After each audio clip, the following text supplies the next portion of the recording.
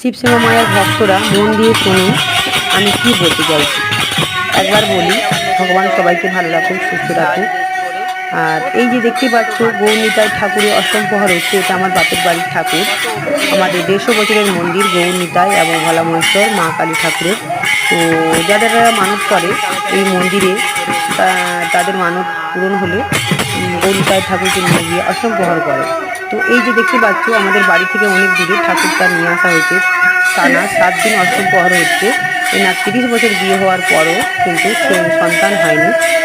আমার বাপের বাড়িতে এই গৌরনিতাই ঠাকুর জাগ্রত মন্দির মানত করেছিলেন, ওনার ছেলে সন্তান হয়েছে, তার জন্য উনি কিন্তু দেখো কি সুন্দর করে অনেক হাজার হাজার মানুষ কিন্তু খাওয়া দাওয়া হচ্ছে, প্যারাডাইস বিভিন্ন রকম নিরামিষ রান্না, সারা রাত ধরে অষ্টপ্রহর হচ্ছে, বহু বহু দূর দূরান্তের ভক্তরা ভর্তি। এবং আমার মেয়ে দেখো এই যে সামনে বসে আছে লাল ইয়ারবিন লাল জামা পরে, আমিও আছি উপস্থিত।